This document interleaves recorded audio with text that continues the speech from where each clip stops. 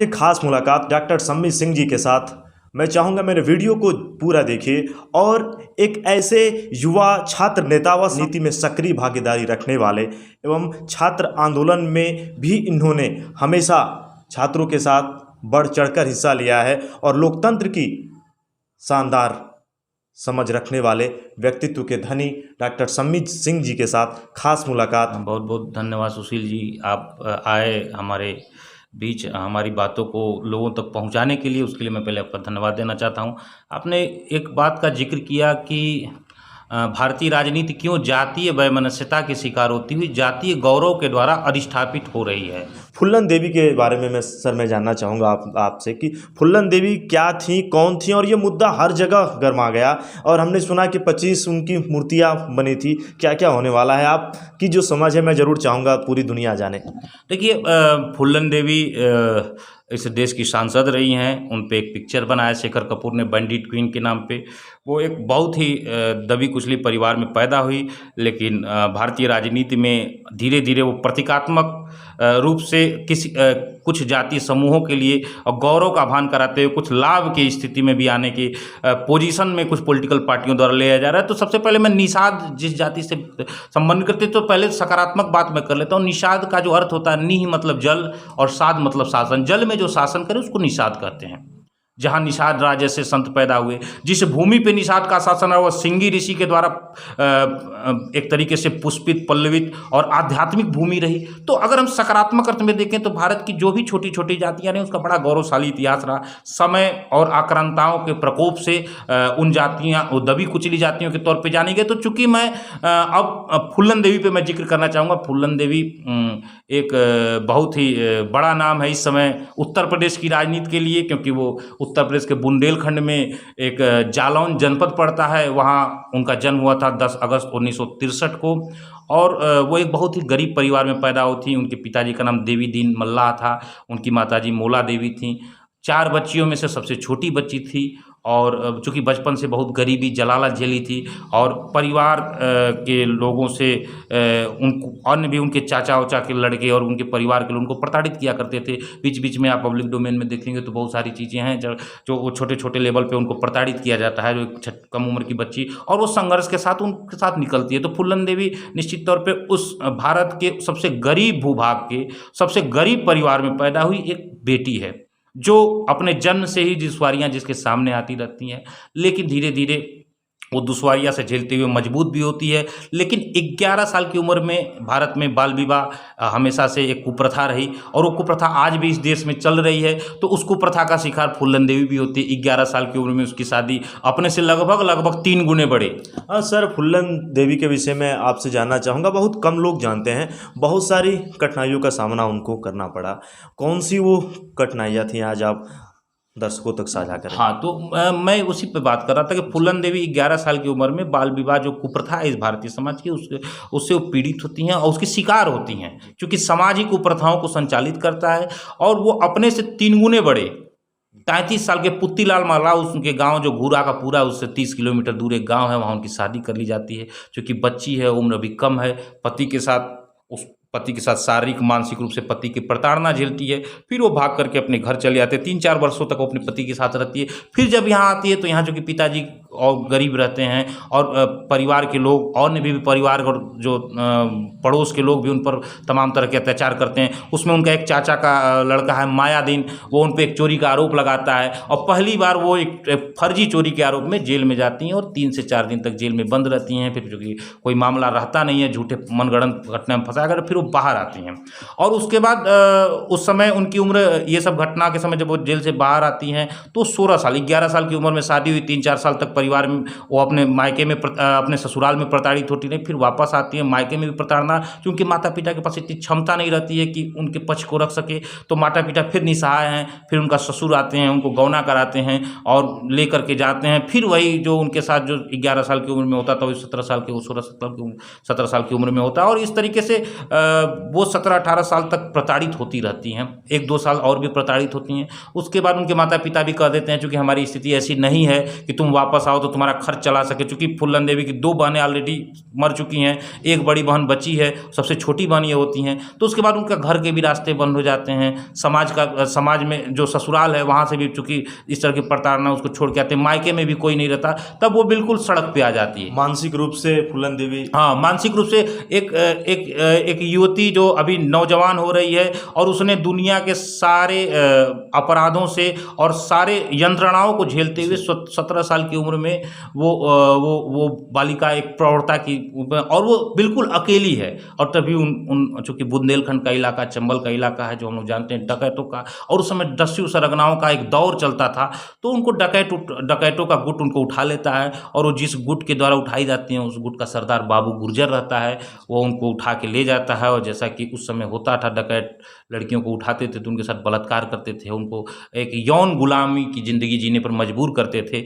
और इस तरीके से बाबू गुर्जर फूलन देवी को अगवा करता है, उनके साथ उसको यौन गुलाम बना के रखता है, और वो एक यंत्रणा का दौर, एक परिवार का, समाज का यंत्रणा, अब एक अपराधियों के बीच वो यंत्रणा के शिकार होती हैं, और एक इस तरीके से वो टूटती भी चली जाती हैं। लेकिन तभी उस बाबू गुर्जर के जो डकैतों का गुट है उसमें सेकंड नंबर का जो है वो विक्रम मल्लाह है, और कहीं ना कहीं विक्रम मल्लाह से फूलन देवी की नज़दीकियाँ बढ़ती हैं। और जैसा कि बैंडिट क्वीन में भी शेखर कपूर ने दिखाया है, और जैसा कि एक सामान्य भी समझ में आता है कि जहाँ से भी स्त्री को अगर थोड़ी बहुत अगर प्रेम और स्नेह और अपनापन मिले तो स्त्री उसके प्रति आकर्षित होती है, तो विक्रम मल्लाह के प्रति आकर्षित होती हैं, और विक्रम मल्लाह से आकर्षित होती हैं तो विक्रम मल्लाह से उनके बीच प्रेम प्रसंग चलता है, विक्रम मल्लाह का भी आकर्षण होता है। लेकिन फिर एक बार बाबू गुर्जर उनके साथ बलात्कार करता है, और उससे कुपित होकर के विक्रम मल्लाह बाबू गुर्जर की हत्या कर देता है, और विक्रम मल्लाह उस गैंग का सरगना हो जाता है, और फूलन देवी उसकी पत्नी हो जाती है। तो इस तरीके से ये कार्यक्रम चलता रहता है। एक गुट है जिसकी सरगना विक्रम मल्लाह है, उसकी पत्नी है, तो एक थोड़ी सी जीवन उनका चूँकि डकैती थी, और चूँकि जो उनका मुख्य पेशा था वो अपराध जगत के अंतर्गत ही आता था, तो बहुत सुख सुविधाएं तो नहीं थी, लेकिन एक अधिकार जनित एक स्थिति आई। लेकिन तभी उस बाबू गुर्जर के जो गुट के 2 डाकू लालाराम और श्री राम, जो राजपूत जाति के हैं, और वो जेल में बंद रहते हैं। जब बाबू गुर्जर की हत्या होती है तो वो जेल से बाहर निकल के आते हैं, और वो विक्रम मल्लाह से कहते हैं कि तुमने क्यों हमारे सरदार को मारा। तो विक्रम मल्लाह कहता है कि ये चूँकि बलात्कार कर रहे थे, इस तरह की चीज़ें। तो एक चूँकि लालाराम श्री राम भी उसी गुट से जुड़े रहते हैं, उस दरमियान वो जेल में रहते हैं। जब वो जेल से बाहर आते हैं तो एक उस गुट में भी एक तनाव की स्थिति उत्पन्न होती रहती है, और पब्लिक डोमेन में ये चीज़ें मौजूद हैं कि उस गुट को 2 भाग करने की बात होती है। तो चूँकि विक्रम मल्लाह और फूलन देवी चाहती हैं कि मल्लाह जाति का एक डकैतों का गुट बने, क्योंकि बुंदेलखंड जाति डकैत, क्षेत्रीय विषमताएं और बेरोजगारी, बेकारी, गरीबी से जूझता हुआ एक भूखंड है। तो वहाँ जातीय उन्माद भी फैलाए जाते हैं डकैतों के द्वारा। तो इस तरीके से, लेकिन उसके बाद बाबूराम और श्री राम कहते कि नहीं, गुट बटेगा तो जाति के आधार पर नहीं बटेगा, और एक तरीके का विवाद फिर वहाँ उत्पन्न होता रहता है। और विवाद एक ऐसी स्थिति में आ जाता है कि एक दिन बाबूराम और श्री राम और विक्रम मल्लाह आपस में ही लड़ जाते हैं, और श्री राम गोली मार करके विक्रम मल्लाह की हत्या कर देते हैं। और उसके बाद वो इस पूरे गैंग में एक नए तरह का माहौल बन जाता है, और इसके लिए पूरा जिम्मेदार मानते हुए फूलन देवी को बाबूराम और श्री राम उठा के उनका अपहरण कर लेते हैं एक तरीके से। और बेमही गांव, जो बाद में बेमही कांड से मशहूर हुआ, कहाँ पे है सर? ये भी बुंदेलखंड में ही जालौन और उस उरई के बीच में बेमही ठाकुरों का गांव है, सवर्णों का गांव है, और उसी गांव के रहने वाले लालाराम और श्री राम हैं। तो फूलन देवी को कहते हैं कि चूंकि ये इस गैंग को आप, हमारे गैंग के सरदार मरा, और गैंग में 2 भाग बटा, और आज गैंग इस स्थिति में आई, उसका सीधा उसके पीछे तुम्हारा ही ये जो कारिस्तानियाँ हैं उसको उठा करके ले जाते हैं वहाँ पर। जैसा कि बताया जाता है कि वहाँ उनको 2-3 हफ्ते तक बंद रखा जाता है। एक दिन तो नंगे पूरा घुमाया जाता है उस पूरे गांव में, और उसके साथ बलात्कार किया जाता है। मतलब जो भी इस धरती पर जो भी यंत्रणा हो सकती है वो फूलन देवी को दी जाती है। खैर, ये तो एक पक्ष रहा। उसके बाद 3 हफ्ते तक वो वहीं बंधक बन के रहती है फूलन देवी। फिर उस गांव के 2 अन्य लोग और कुछ विक्रम मल्लाह के साथी आते हैं, और रात के अंधेरे में फूलन देवी को छुड़ा कर ले जाते हैं, और फिर फूलन देवी एक नया गुट बनाती है। जो जिसका सिर्फ एकमात्र उद्देश्य लाला राम और श्री राम से बदला लेना है, और इस तरीके से दस्युओं के बीच एक युद्ध शुरू हो जाता है। तो ये पूरी लड़ाई अब दो दस्यु सरगनाओं के बीच अब आपसी वर्चस्व की लड़ाई बन जाती है। और इसी दरमियान ये सब घटनाएं 79 में फूलन देवी का अपहरण होता है बाबू गुर्जर के द्वारा, और 81 की मैं घटना बता रहा हूँ। फिर एक दिन फूलन देवी को सूचना मिलती है, वो भी एक बहुत बड़ा डकैत गिरोह बना चुकी है, क्योंकि फूलन देवी में नेतृत्व क्षमता बहुत बचपन से ही थी, और वो बार बार अत्याचार के खिलाफ लड़ी और बहुत ही प्रहारात्मक उन्होंने प्रहार किया। तो एक तरीके से उसने बड़ा गुट बना लिया था, और वो लाला राम श्री राम की हत्या करने के लिए उतार हुए, और दूसरे तरफ लाला राम श्री राम भी उसकी हत्या करने के लिए उतार हुए हैं। तब तक फूलन देवी को सूचना मिलती है कि बेमही गांव में एक शादी होने वाली है, और जिसमें लाला राम और श्री राम दोनों उस शादी में शामिल होने वाले हैं, उन्हीं के पड़ोस में शादी है। तो इसलिए वो उस गांव के बाहर एक तरीके से अपने पूरे दस्युओं को लेकर के, अपने पूरे गैंग को लेकर के वो छिप करके वार करने के लिए और लाला राम श्री राम की हत्या करने की योजना बनाती है। और वो लेकिन घटना ये घटती है कि लाला राम उस शादी में नहीं जाता है, श्री राम जाते हैं उस शादी में, और वो सुबह ही उस शादी में निमंत्रण वगैरह का जो दे करके वो वापस चले जाते हैं। और लेकिन जब तक फूलन देवी उस गांव में पहुंचती है तब तक श्री राम जा चुके होते हैं। तब फूलन देवी को वहाँ पे उनका कुछ चश्मा वगैरह मिलता है या कुछ ऐसा लगता है कि उनको लगता है कि गांव के लोगों ने छिपाया है।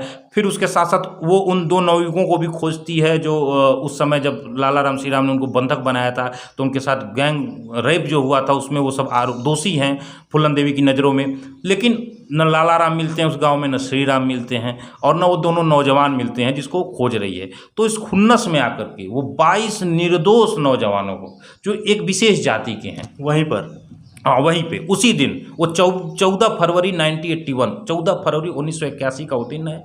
गुलाबी ठंडी है और शाम का समय है जहाँ तक मैं याद कर पा रहा हूँ, और घर घर से 22 23 24 नवयुवकों को इकट्ठा करती है, 24-25 नवयुवकों को लाइन से खड़ा कर करके। और वो नवयुवक निर्दोष हैं, उनका दोष सिर्फ इतना है कि बेमही गांव में अगर फूलन देवी के साथ अत्याचार हो रहा था तो मुख्य दर्शक थे, मौजूद थे कि नहीं मौजूद थे, क्योंकि इस बात को सारे लोगों ने स्वीकार किया कि जिन 24 नौजवानों की उन्होंने हत्या की, एक विशेष जाति की, उनके किसी भी अपराध में प्रत्यक्ष रूप से कोई लेना देना नहीं था। उन 24 की वो हत्या कर देती है सीधे लाइन में खड़ा करा करके, और एक छोटी सी दूध मुही बच्ची है उनको पटक देती है, उसकी रीढ़ की हड्डी टूट जाती है। वो लड़की आजीवन बेड पे ही है, और अभी पिछली वर्ष 2020 में मतलब लगभग 1 साल की बच्ची 81 में थी, और 20 में लगभग 30 साल तक 30 या 40 साल तक वो बेड पर रहती है। लगभग 2020 में उसका देहांत हो जाता है।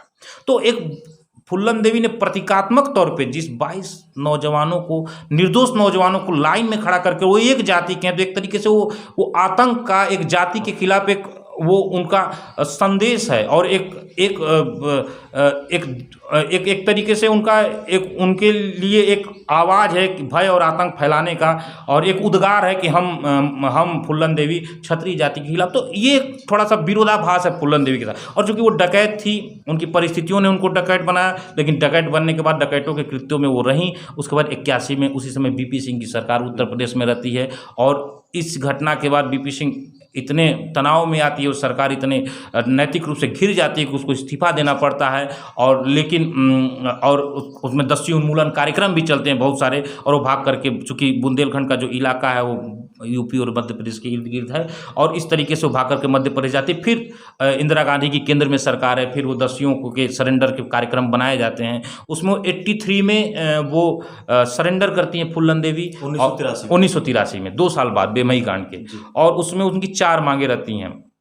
उन 4 मांगों को मैं जिक्र कर दूंगा, क्योंकि जब बात हो रही है तो डिटेल बातें हो। तो उस 4 मांग में जो पहली मांग है उनकी कि हमें किसी को मृत्यु दंड न दिया जाए। दूसरी जो मांग है हमको 8 साल से ज़्यादा जेल में न रखा जाए। तीसरी जो मांग है, हमें ज़मीन का एक भूखंड, जब जेल से हम निकले तो हमको एक ज़मीन का भूखंड दिया जाए। और जो चौथी जो सबसे महत्वपूर्ण मांग है कि हमारे परिवार के लोग, और जो इस जब वो सरेंडर का कार्यक्रम हुआ, जिसके वो मुक्त जो गवाह लोग हैं, उनके जीवन की रक्षा किया जाए कि भविष्य में उनको कोई क्षति पहुंचा करके ये जो चारों जो उनके वो मांगे हैं वो ख़त्म न हो जाए। तो ये 4 मांगे हैं जिसको मध्य प्रदेश की सरकार मानती है, और मध्य प्रदेश में अर्जुन सिंह की सरकार है, अर्जुन सिंह के सामने सरेंडर करती हैं। 83 में वो जेल में बंद हो जाती हैं।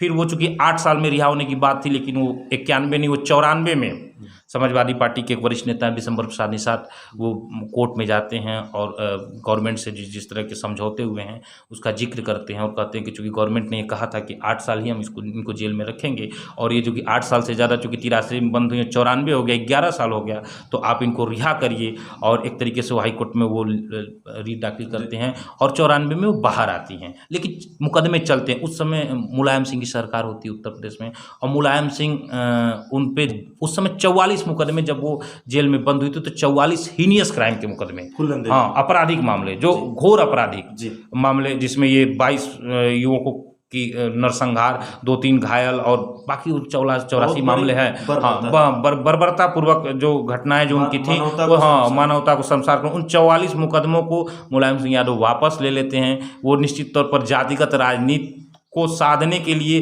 खेला गया एक नकारात्मक और बहुत ही घिनौना कृत्य है एक प्रदेश के मुख्यमंत्री के द्वारा। फिर उसके बाद जब वो मुकदमे वापस ले लेते हैं, फिर उनको वो 96 में वो मिर्ज़ापुर की संसदीय सीट से चुनाव लड़ने के लिए समाजवादी पार्टी का सिंबल भी प्रदान करते हैं 96 में, और वो चुनाव जीतती हैं। 96 से 98 सांसद रहती हैं। 98 में फिर चुनाव होता है, लेकिन 98 का चुनाव वो हार जाती हैं। लेकिन फिर 99 में मिर्ज़ापुर से पुनः वो चुन ली जाती हैं, और उसी बीच वो उम्मेद सिंह से शादी भी करती हैं। और उसके बाद 99 में वो मिर्ज़ापुर से सांसद होती है। 2001 में वो दिन अभी बीता है 25 जुलाई, जिसको शहीद दिवस के तौर पे मनाने के लिए तमाम राजनीतिक दल उतावले थे। हाँ, फूलन देवी की हत्या उसी दिन उनके आवास के बगल में एक नवयुवक कुछ लोगों के साथ एक मारुति वैन से जाता है, गोलियों से उनकी मार कर हत्या कर, जिसका नाम शेर सिंह राणा है। वो भी लगभग 20 वर्षों तक जेल में रहा उनकी हत्या के मूल्य में। तो ये पूरा फूलन देवी की एक छोटी मोटी कहानी थी। और इस कहानी में जो महत्वपूर्ण विषय ये था कि चूँकि फूलन देवी के साथ यंत्रणा हुई, परिवार ने यंत्रणा किया, पड़ोसियों ने यंत्रणा किया, समाज ने यंत्रणा किया, ससुराल पक्ष ने यंत्रणा किया, पुलिस ने यंत्रणा किया, फिर डकैतों ने उनको अपहरित किया, उनके साथ यंत्रणा किया। तो लगातार यंत्रणा से गुजरती रहीं, और उसके बाद एक प्रतिरोधात्मक शक्ति के तौर पे वो जगह जगह लड़ती भी रहीं। लेकिन उन्होंने एक ऐसा रास्ता अख्तियार किया जो असंवैधानिक, अवैधानिक है। किसी भी सभ्य समाज में अगर हमारे ऊपर अत्याचार होता है तो हम किसी भी वैधानिक देश, संवैधानिक देश में अगर हम रहते हैं तो उस अत्याचार के खिलाफ लड़ने के हमारे वैधानिक रास्ते हैं। हिंसा का प्रत्युत्तर हिंसा से नहीं हो सकता, हत्या का प्रत्युत्तर हत्या से नहीं हो सकता। हाँ, हम अगर हमारे किसी बहन बेटी के साथ कोई बलात्कार करता है तो हम दूसरे की किसी एक विशेष जाति या किसी एक धर्म या एक समुदाय के बहन बेटी के साथ बलात्कार करके उसका प्रत्युत्तर नहीं ले सकते। एक संवैधानिक देश में हम रहते हैं, इसमें प्रॉपर वे में कानून है, आपराधिक मामले हैं, उसके लड़ने के लिए तमाम निचले न्यायालय से लेकर के उच्चतम न्यायालय तक के कोर्ट मौजूद हैं। और उनके तरीके से, क्योंकि सजा देने का अधिकार व्यक्ति को नहीं है, सजा देने का अधिकार इस देश में संस्था को है, और उसका लगातार अतिक्रमण 81 के बाद फूलन देवी ने किया। निषाद जाति के वोट लेने के लिए कुछ टुटपुजिए नेता, जिसका कोई वैचारिक आधार नहीं है, थोड़े बहुत धन और थोड़ी बहुत शोहरत हासिल कर करके जो छोटे छोटे दलों का निर्माण किए, वो समाज को एक नकारात्मक दिशा में ले जा रहे हैं। जिसने समाज में अपराध के द्वारा, जिसने समाज में अत्याचार अनाचार के द्वारा न्याय और समता की स्थापना करने का एक कुत्सित प्रयास किया है, उसको अगर आप महिमा मंडित करते हुए अगर शहीद का दर्जा देने की बात करेंगे, अगर देवी, तो आप ये बताइए कि रानी लक्ष्मीबाई की शहादत और फूलन देवी की शहादत में अंतर क्या रह जाएगा। इसी तरीके से अगर कोई बेमई कांड को अगर सही मानेगा तो लक्ष्मणपुर बाथे कांड, कोई वर्ग कहेगा कि लक्ष्मणपुर बाथे में जो दलितों की हत्या हुई वो भी सही हुई, और उसमें भी उसके भी जो मसीहा थे, ब्रह्मेश्वर मुखिया इत्यादि लोग, उनको भी शहीद बनाया जाए। कुछ लोग कहेंगे कि एक जाति का अपराधी दूसरे जाति समूहों की हत्या करता है तो उसको भी वो जाति मांग करे। तो एक तरीके से अराजकता की स्थिति एक वैधानिक देश में, दुनिया के सबसे बड़ी लोकतंत्र में, जहाँ समानता, न्याय, बंधुत्व, सहिष्णुता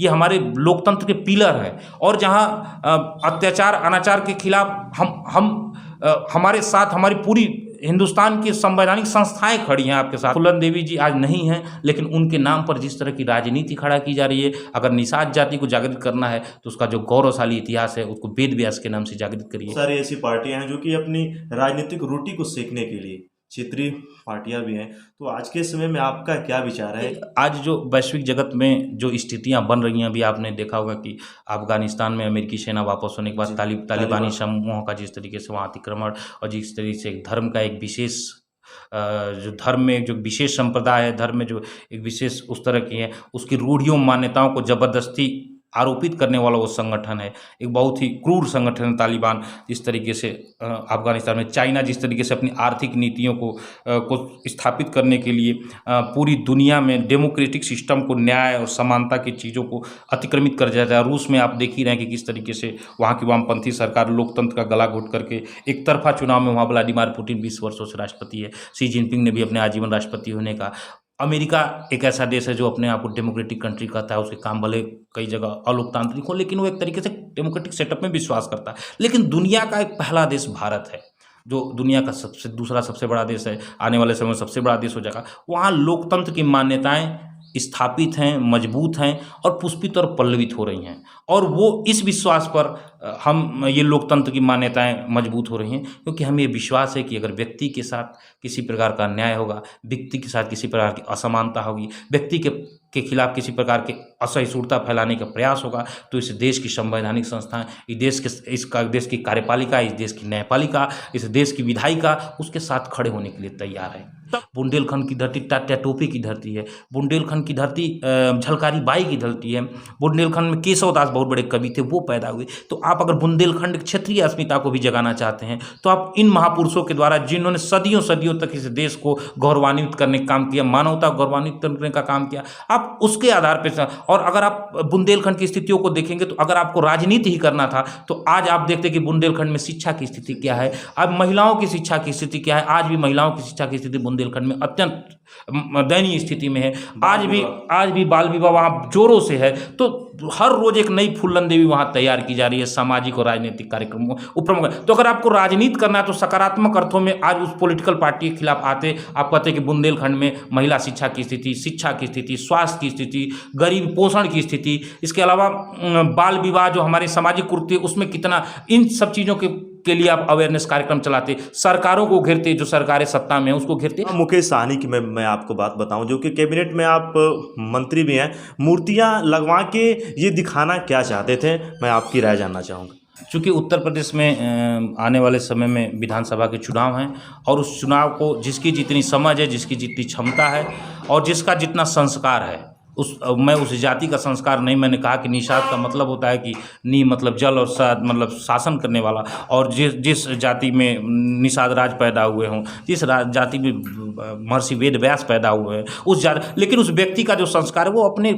छोटे से तुच्छतम प्रयास के द्वारा जो इस उत्तर प्रदेश की राजनीति में अपने लाभ लेना चाहते थे, वो लाभ हमको तो नहीं लगता है कि ले पाएंगे। लेकिन ऐसे टुच्चे लोग आपके नेता कतई नहीं हो सकते, और ऐसे टुच्चे लोगों के कार्यक्रमों को आप न ध्यान दीजिए। और इस समाज में सारे जातियों के सहयोग से एक जो समाज बनता है, तो मैं अंत में इस बात को जिक्र करूंगा कि चाणक्य की मैं बात करता हूं। चाणक्य ने कहा है कि कोई भी राष्ट्र अपनी संस्कृति से बचता है, और संस्कृति ऐसी होनी, और संस्कृति किसी राष्ट्र की संस्कृति ऐसी होती है जो व्यक्ति को व्यक्ति से बांधे रखती है। तो हमें इस राष्ट्र को अगर बचाना है, दुनिया में भारत ही इकलौता राष्ट्र है जो सहिष्णुता की बात करता है, जो वसुधैव कुटुंबकम की बात करता है, जो समानता की बात करता है, जो न्याय की बात करता है, जो व्यक्ति की संप्रभुता की बात करता है, जो भगवान, इंसान में भी भगवान पैदा करने की बात करता है। तो ऐसे राष्ट्र में अगर आप हैं, और इस राष्ट्र की संस्कृति इतनी समृद्ध है, जो व्यक्ति से व्यक्ति को जोड़ती है, जो समूह से समूह को जोड़ती है, जो समाज को समाज से जोड़ती है, जो जाति से जाति को जोड़ती है, वो ऐसे उस तरह की संस्कृति को पैदा करें,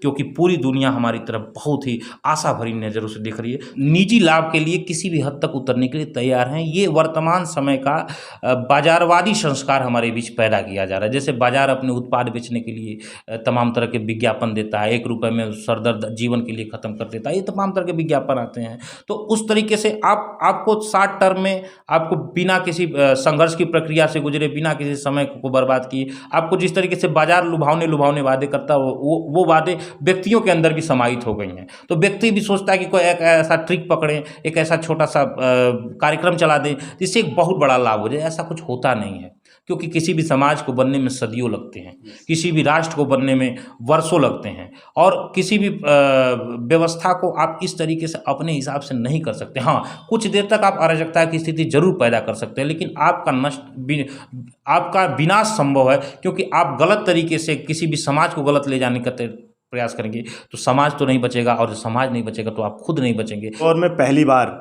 डॉक्टर सम्मी सिंह जी का अपने चैनल से इंटरव्यू ले रहा हूं। जो बात बताई, सच में फुल्लन देवी से लेके राजनीतिक पार्टियों से लेके पूरी तरीके से सामने रख दिया है। वीडियो को पूरा देखें, क्योंकि सच में जो बात इन्होंने बताई है वो आपको सुनने के लिए, जानने के लिए कम मिलेगा। सर, मेरे चैनल में आपका इतना समय देने के लिए बहुत बहुत धन्यवाद। आपको भी धन्यवाद जो आप हमारे साथ बीच आए, हमारी बातों को रखा और बहुत ही बेहतरीन प्रश्न आपने किए, जो आज के ज्वलंत प्रश्न हैं, जो आज के युवा, खासतौर से युवा वर्ग, इस देश युवाओं का देश है। लगभग 50 से 60% आबादी, लगभग 70 से 80 करोड़ युवा हैं इस देश में, और वो एक नए भारत का सपना देख रहे हैं जिसमें समानता हो, जिसमें प्रेम हो, जिसमें बंधुत्व हो। तो उसको स्थापित करने के लिए जो प्रश्न आपने किए वो उसको ही मजबूत कहीं ना कहीं उस पर एक वैचारिक खड़ा करने वाले प्रश्न थे। उसके लिए मैं आपको धन्यवाद देता हूँ, आपके YouTube चैनल को धन्यवाद देता हूँ, और इसी के साथ मैं आपका पूर्ण धन्यवाद देते हुए अपनी बातों को समाप्त करता हूँ।